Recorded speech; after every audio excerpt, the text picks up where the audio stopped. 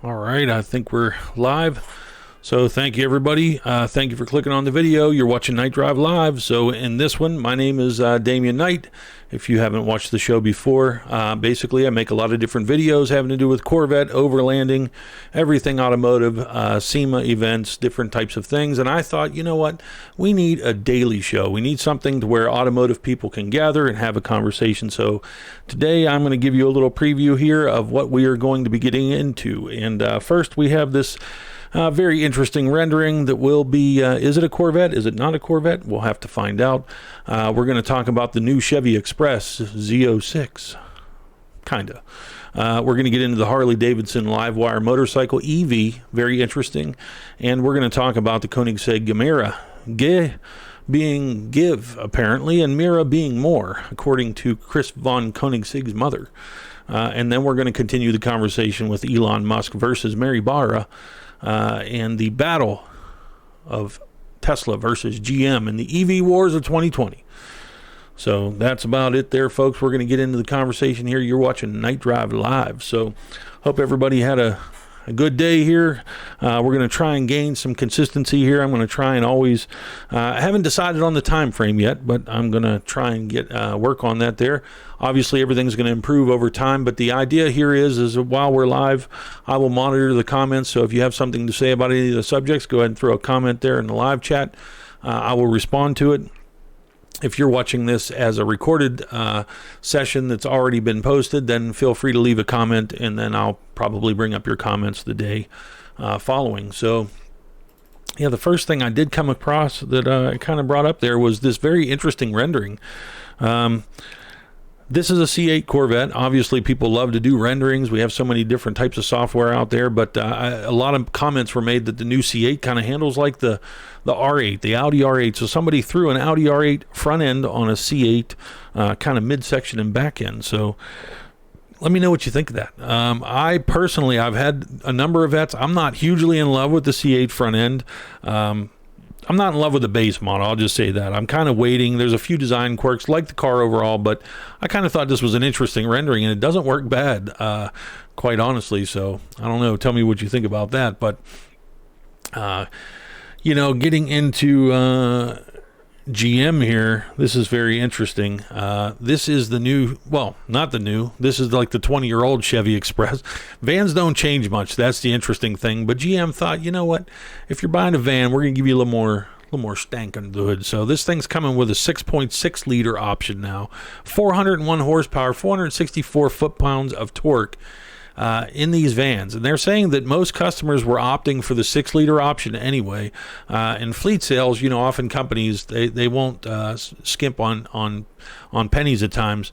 So yeah, 401 horsepower, 464 foot-pounds, empty van. I mean, think about the 60s. Think about like the muscle car era. You know, SAE standards back then testing horsepower, they had no power steering, no accessories connected, no exhaust. 425 horsepower was crazy. Now we got a van with everything, full exhaust, accessories, making 401 horsepower, 464 foot-pounds. So got to watch who you hire for that company, because I can guarantee you that thing empties probably light those tires up, I would imagine. But so it came across an interesting story. Someone has sent me here recently.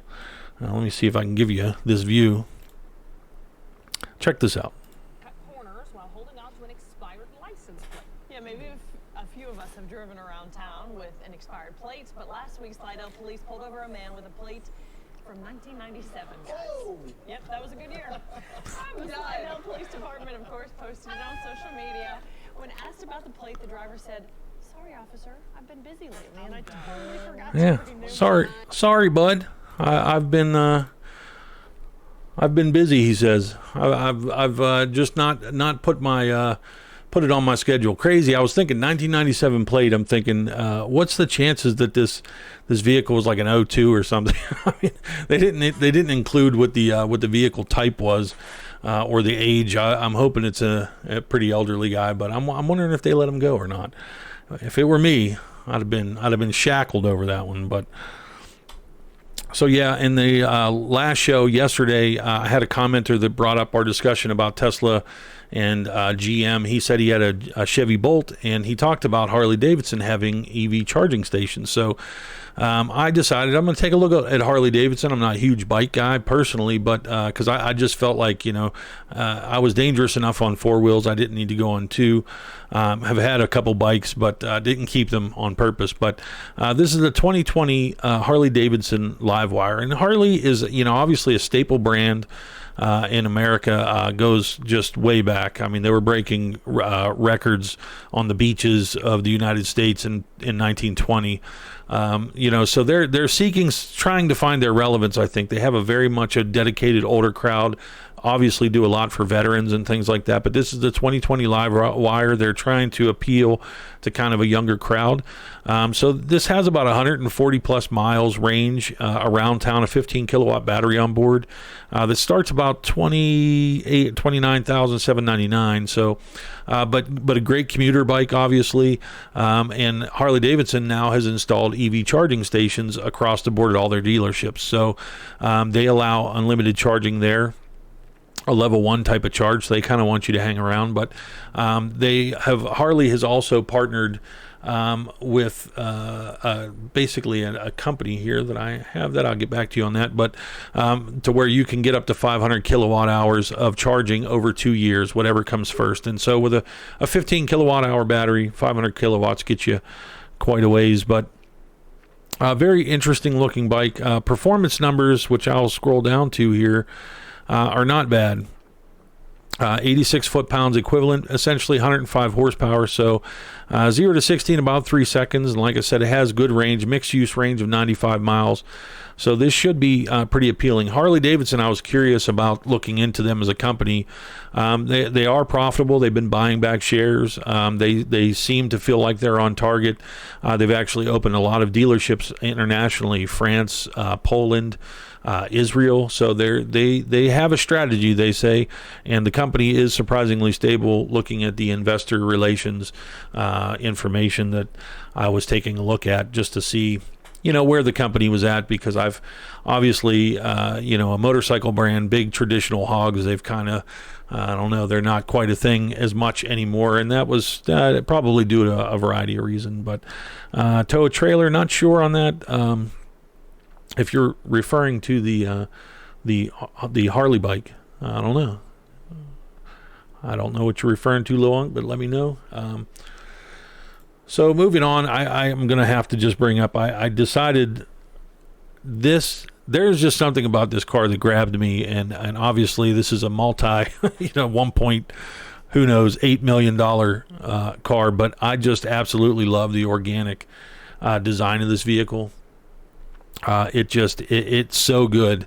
And this is a four-seater. This is a real four-seater, not a four-seater like a Porsche, to where you're kind of cramped in the back. This is a legitimate four-seat, like 1,700 brake horsepower is what they are, kind of in a cumulative manner with the internal combustion engine and the electric.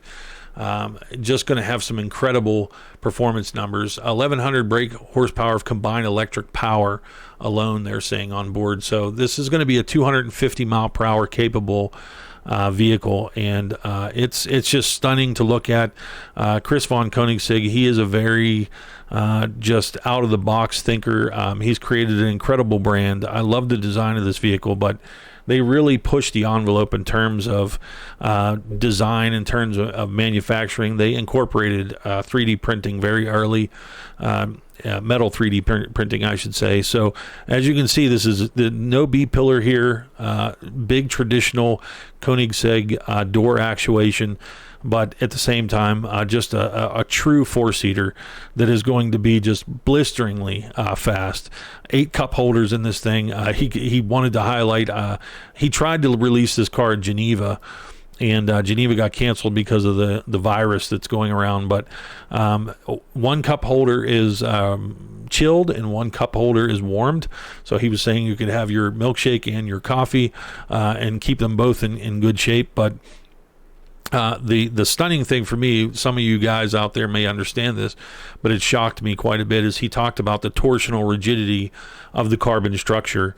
And the colors are awesome with this thing. That flat gray mixed with yellow just pops big time. But the thing that he had talked about with the torsional rigidity is it being a carbon cell, essentially 40,000 Newton meters of torque per degree of rotation. And a lot of people are like, what's that mean? Well, basically they take the vehicle and they kind of twist it, and they measure how much force it takes to just basically twist it 1 degree. And there are special fixtures that they do this on, but let me give you a comparison for some vehicles that you may be familiar with, like the C7 Corvette. Obviously is an open top car. It's designed that way, but they targeted 14,500 Newton meters of torque per degree. Even like the Porsche GT3 RS, you're talking like 30,000, 32,000 Newton meters per degree. So for a large open area like this at each door, no B-pillar, pillarless, large capsule like this, incredibly stiff structure with this carbon cell that they've created for this car. And it's just an incredible feat of engineering always with Koenigsegg. Now you've got a legitimate Ford seat platform to take people at just insane supercar speeds, and they're actually going to push the production figures because they've always been very low production. But Koenigsegg said that he is going to really work hard to try. I think they're starting at 300 units on this one. Obviously, they usually will upgrade and tweak and come out with a few different variants. So, but autonomous driving level 2 in this, lane assist, park assist, all the kind of typical things you would expect these days from like a hybrid type of platform. I'm going to have, traction control, all the typical things, but it's a carbon fiber monocoque. Front and rear aluminum subframes. They are saying that there is a lot of crash recovery for this vehicle because of the way that it's constructed. So check out Koenigsegg if you're not familiar. A very awesome company and just pretty incredible all around. But let me know what you think in the comments if you're a fan of Koenigsegg. I know I certainly am. There's just something about this design of this car that just, I don't know, it blows me away. I was doing renderings. I'm going to do a carbon wide body on my Corvette. I've tried to do it multiple times, but I'm going to do some redesign and things like that. So that's something I'm going to be doing in videos ahead. So if you're a fan of sports cars, off-road stuff, that's something I'm into as well, and I'm going to be doing that here in the future. But so the thing that I kind of wanted to continue the conversation with is some of the comments essentially that I had yesterday. And basically there was a few people that just said the GM is putting up false numbers. And so GM kind of showed their initial renderings here. Let me get a good view for you. Of their skateboard application. They obviously have partnered with LG Chem. And so we're going to get back into the conversation now, Tesla versus GM here. But somebody said 400 mile range, 200 kilowatt hour battery was just false. And I hope that if you're watching, you that made that comment, if you'd elaborate a little bit. Obviously, I did come across this Inside EVs article, and they said, let's not lie, GM's new Ultium battery isn't better than Tesla's. So I was very interested in seeing what the counter argument to that was, because I think that's what you were getting at in your comment. But it basically said that the GM has kind of spouted these numbers, but they're saying that it revealed the capacity up to 200 kilowatt hour in range of vehicles with such batteries will boast up to 400 miles. The numbers are impressive, but misleading headlines make it seem as though the figures somehow trump Tesla. So I thought, well, I need to understand this. So it's the author of the article talks about the Ultium energy options range from 50 to 200. Okay. He showed some of the headlines that GM has talked about. And he said those are just a few of the GM beats Tesla headlines. So he got into the fact that basically, remember Porsche Taycan was originally projected to have a range over 300, but it later got EPA certified much lower. And then he goes on to kind of say that GM will be the same, that if they claim one thing, that the EPA will rate it lower. And then his closing to the argument is that 400 miles of range is impressive, but remember, Tesla is saying that the Cybertruck will go 500 and that the Roadster will go 620. So I guess I have to ask this author of Inside EVs, I mean, if GM's making claims and it's not verified by the EPA, I mean, isn't that exactly what you just did with Tesla? So I know there has been evidence of Tesla underrating the battery capacity and range, but there's a lot of conflict with the verification process with the EPA. It's a standard that goes back to 1993 and how they would verify the range, basically like how you get a mile per gallon rating from the EPA. They have a testing procedure for that, and it's on a dynamometer. It's like a rolling road type of situation, and there's targets you have to go through speed wise. They say it has simulated the 405 at rush hour in different scenarios and things like that. And the EV testing procedure was created in 1993, and it's been continually updated. I think the last update was 2014. What they were saying is the way that they rate these EVs is it's based on the mode of charge that you would most likely use or what's recommended.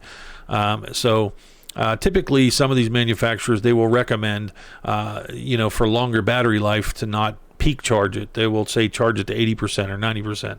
And obviously, whether you charge it to 80 or 100% will vary its range. So this is the debate that, some manufacturers will come out and say, well, we have a 400-mile range, but then the EPA will test it based upon what they believe is recommended by the manufacturer. So if the manufacturer says, hey, we can give you 400 miles range if you peak charge to 100%, but we recommend on a normal basis you charge to 80% and use battery longevity as your priority, which you probably would want to do as a buyer of the vehicle.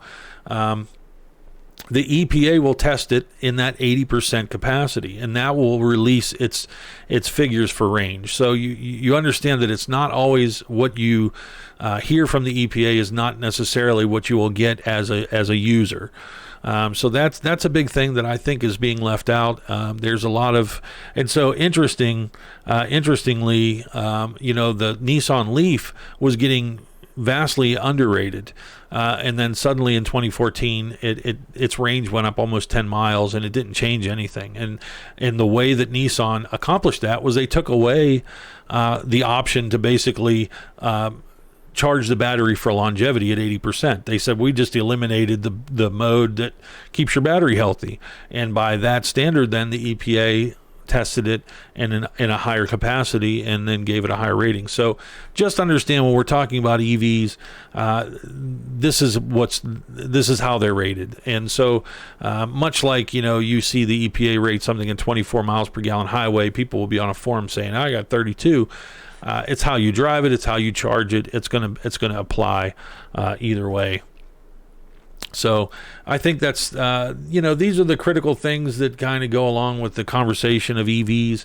And so getting back to the Tesla versus GM situation, the one commenter, he had mentioned he had a Chevy Bolt, and he said he was fairly upset that GM doesn't have charging stations at all their dealerships to charge for free.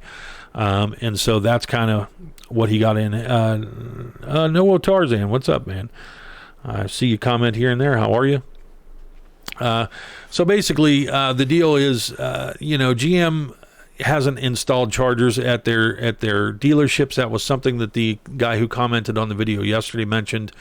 And he felt like if GM doesn't have a large network that includes their dealerships, that they're going to struggle continually. And he was a Bolt owner. I did a bit of research, obviously, into, and I will tell you that you can dig into GM, Ford, Honda, literally everybody. Porsche is rapidly expanding their network and accessibility for their users. In terms of plug-in stations and things like that. So GM is obviously, if they're going to invest heavily into the future of EVs with the $20 billion investment that Mary Barra has announced, I think it's natural that they're going to push very hard to have that network for their users. So Ian, how are you? Yeah, you're here for the thoughtful and well-argued Doug DeMuro critiques. Yeah, I mean, I just think Doug DeMuro gave Tesla a little bit of a knee-jerk reaction, and I'm going to point out something now that you bring that up. Kramer, I believe he's on CNBC. Basically, he's got a money show, and he was kind of advising his audience to not invest in Tesla, and he has had this position for quite some time. I'm reading this article, obviously, because Tesla stock has increased dramatically in the past year. And he was telling his people, don't buy it. Here, it increases, $600-700 last year, an unbelievable rise. And he said his wife got a Tesla, and after driving it, it was a Model X. He said it was so fantastic. Now he's just got to change his mind. Now he says invest in Tesla. And I just thought, this guy has a money show. He's advising. You think he's looking at all the parameters, the future, what Tesla's positioning is, what their cash flow is, what their revenue production. You think this guy's analyzing this company for what it truly is. And suddenly, because his wife buys one, he tells his whole audience, well, now I love it. It's just a very interesting perspective. And I think that people just, with certain stocks, when they look at things like, stock in this case, I think he just had that kind of old world way of thinking. And I think Doug DeMuro gets caught up in that a little bit, but obviously there are conspiracies. If Doug DeMuro is paid by Ford, or he was sitting in front of his Ford GT. But Doug DeMuro has always argued that he doesn't take press vehicles for a reason. He likes to drive owner vehicles only. He loses the jump on the crowd, but at the same time, he feels like he can give a very unbiased opinion. To me, it was just strange with the Cybertruck. Barring the design, obviously that really divided people. But I thought, let's look at the facts. Let's look at the true case here. In terms of the typical truck owner, a vehicle, that's an electric truck is, there's a market for it, period. It's going to come down to, what its range is, what its capacity is. And now we see the GM's coming out with a Hummer. Ford is going to have some electrified version of the F-150, probably with Rivian. Rivian's coming out with their own truck. So, this is happening. I was a little confused by Doug's comments, but glad you enjoyed that video. That was a kind of a big one. Not the first video I did was actually it performed extremely well. I was quite surprised. So obviously I wasn't the only one thinking it, but GM on GM side, I think the debate that people were having between Tesla and everybody else is battery technology. And so GM is licensing its new battery tech that could put Tesla out of business, is the opinion of this article. And basically, GM has partnered with LG Chem, and they're going to create these batteries that it's called the Ultium. And it's just basically more energy density. They can stack the battery and the cells in a different type of way, and they're going to license it. And GM licenses a lot of technology.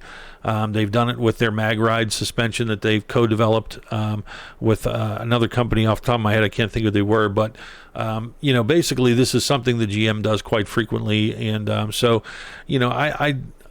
find it interesting that people naturally think Tesla, has control of this EV market, and I think that they kind of underestimate that GM was building EVs back in the 90s, and GM is quite a powerhouse. So, we'll have to see where this leads. So I've been talking a lot about EVs and electric vehicles. I love gas. I love turning gas into pure noise. It's just something that I love, but how about some smart, scathing Savage Geese refutations? Well, obviously, I did have a Savage Geese response when it came to the C5 Corvette. He did just put out a C7 Corvette review. Savage Geese, honestly, I think overall, you can definitely see a pattern with Savage Geese. He likes small cars. He's a little guy, so he looks like I haven't met him in person, but he strikes me as he's like 5'6", like 120 pounds. I don't know, but he loves Miatas. He loves little bitty cars, and I think he's just one of those guys that feels like he's swimming in a Corvette, even though a Corvette's not really that big of a car. But generally, I think his quality is really good. I like the guy that he works with that owns that Corvette Grand Sport. Actually, can't remember his name off the top. Scott, maybe. I mean, I think they do a pretty good job in fairness, and they're very thorough, but I just felt like the C5 video was very poorly researched. And so you could see the pressure. When I did the C5 critique, I had caught a live stream that he was doing, and I was watching it. I guess he didn't think I was, but he talked about my response video to his and says I, murdered him over it, and I made a big deal. I just corrected him. I said, look, I just feel like you were misrepresenting the vehicle. But yeah, he's definitely, I called him a Euro nut swinger in my video. So, but I definitely, it's something I'm gonna do on the show more. I think that I'm gonna mildly review other YouTubers because I think it needs to be done. I've always kind of never hesitated to speak what I feel when it comes to the automotive world. I've been in it a long time, and I've seen it from a lot of different perspectives as a shop owner, as a builder, and I ran a company. We built like tube chassis race cars using a factory 5 chassis, but the idea was to make them turnkey and modify them quite a bit. So had them at SEMA and things like that. So I've looked at the market from a lot of different perspectives, and so I think that I look at some of these guys that are really popular. They have big shows, they get a great audience, but then I start to think, well, what knowledge is really lying behind this? And like Street Speed 717 in the Corvette world, he got a C7 Z06 and just rose to the top as this Corvette aficionado, but literally he would just look on the forums, and his videos were predictable. He would regurgitate what he read on the Corvette forum like literally the day after, and people looked to him as this this market insider. And obviously at this point now he's got almost 1 million subs, so I think he is getting some inside now. But I can't blame people for getting out there and going to war and doing their thing to grow their channel. But it's definitely something I'm going to do. The Tesla crowd is, if you're a Tesla guy, gal, the Tesla crowd is volatile. If you don't like Tesla, boy, they'll come out, they'll come at you. So it was easy for me to. I legitimately disagreed with Doug DeMuro on that video, and I was just amazed by the amount of people that just were going crazy over Doug DeMuro and his view of the Tesla. So it was kind of funny, but yeah, it's not hard to do, and I don't. I did this in the real shop world. That's the irony of this is when I had shops and I was building cars, instead of YouTuber channels, it was like shops all over the city. And a lot of us built the same type of brands. Some of us had dynos, some of us didn't.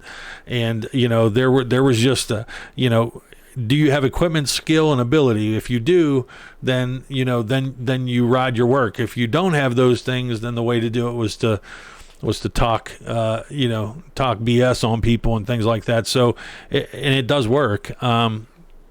I think especially if you have a little bit behind you in terms of skill and ability, you have to tread lightly in the automotive world. I know my former business partner, we had this company. He was a doctor, and he was a multimillionaire. He wanted to build these fast cars and all this stuff. And, it was his perspective was, thank you very much, Ian. That's a big one, man. Thank you for that super chat there. Capitalism, baby. So fully supported. But definitely, my business partner, he had these dreams of, building these supercars and things, but he was not familiar with the automotive world, and he just powered through it and just did and said whatever he wanted. So there is a perspective where I'm sitting that, while I want to critique and review, you have to tread a little bit lightly, because you'd be amazed when you get to the level of SEMA and obviously on YouTube to some degree that the automotive world gets very small, and you don't want to put yourself on the outside because you're too harsh. But I believe that what you're saying, Ian, is needed.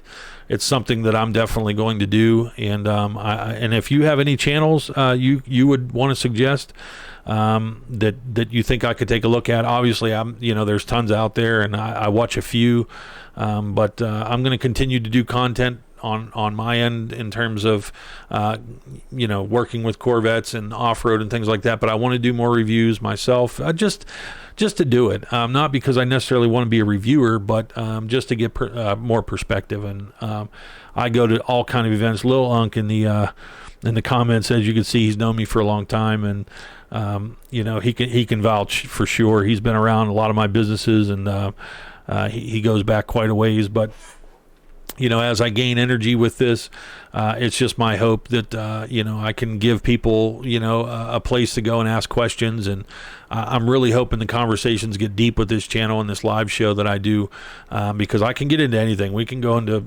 the depths of the automotive world, that we can get into engine talks. We can do all kinds of different things, modification, fabrication.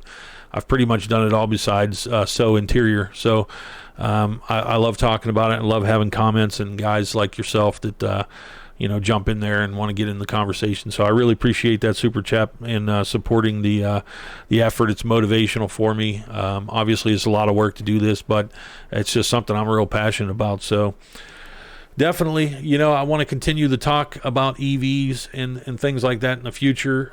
It's just something that's inevitable. It's coming. I like turning gas into noise. I always have. I've burned a tremendous amount of it in very careless ways. So my carbon footprint is like Bigfoot. But EVs are inevitable. I played with RC cars a lot in my younger years. They were always more reliable than my gas RCs. I fly drones now, all electric power. I love electric power. I was always a big guy into wiring and electrics in cars. It's what made me a lot of money. So I understand electrics. I've modded electric golf course.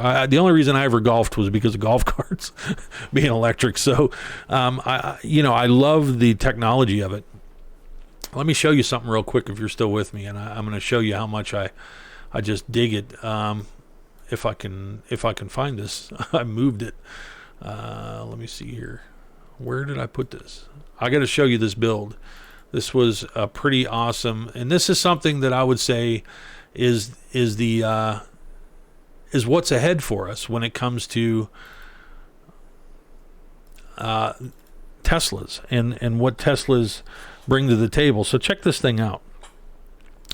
This is a 1948 Mercury, and this is a Cali build. And the only thing with California is, people that like smog, that people are going to look for every which way to still drive cool stuff, and not these little aero buggies that Tesla makes, which are great. They're great and efficient and aerodynamic. I just think that the family face is a little too consistent. I'd like to see some variety from Tesla's design department, but cool vehicle. Check this thing out. So they put this LCD screen in it, a little bit of a hint to the technology inside, but look at this engine bay. They take these battery controllers and actually did take some, this is mostly a Tesla drivetrain, and some of the battery packs that kind of configure it like a V8 in the engine bay. And it looks like it's intake manifoldless. That's the only kind of part that bugged me. I think I would have sat something on top of something billet, even if I had to make it from nothing.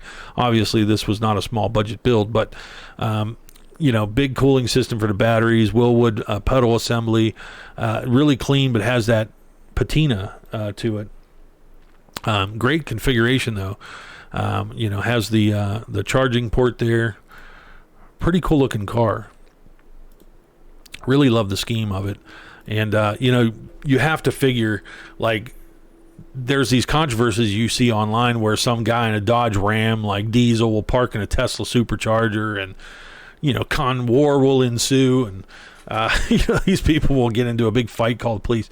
This guy that has this Mercury is just going to love just putting it in people's faces when he parks at the supercharger or at the charging station and just chills, and people are going to come up beating on his window, screaming at him, and he's just going to be like, what now? So I guess that's the upside. The more of these Teslas that are produced are getting older, it's gonna open drivetrain possibilities. So that's why I want to talk about it on this channel.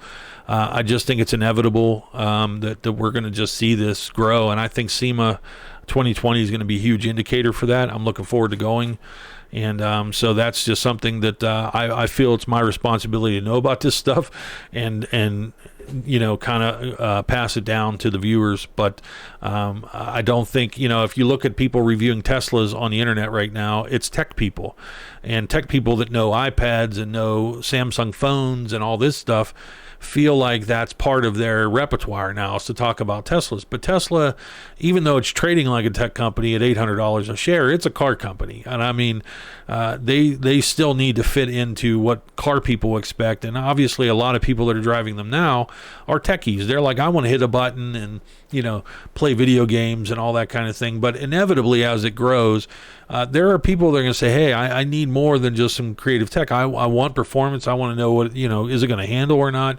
People want to take these to track days. And I see Tesla working on that with the Model 3 and things. So, I mean, I think it's inevitable.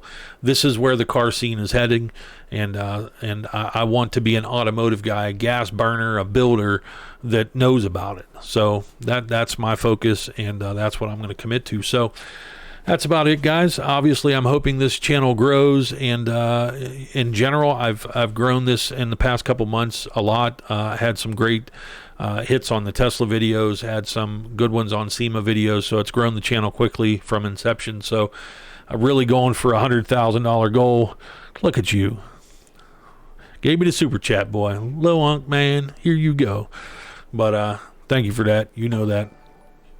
But yeah, so basically I'm going for 100,000 subs by November 2020. That's a goal of mine. I really am going to work freaking hard on it, and gonna try and get there, and I'm gonna keep on trying to make the most quality content I can.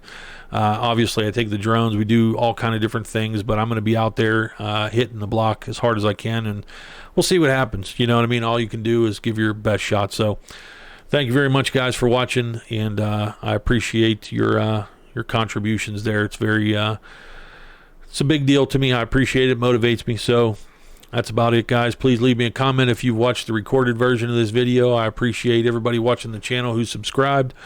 Throw me a comment down there. We'll talk about it tomorrow. And thank you, everybody who's been in the live chat. I appreciate it.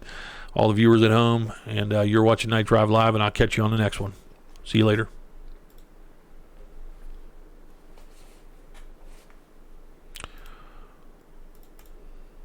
Unless it's frozen.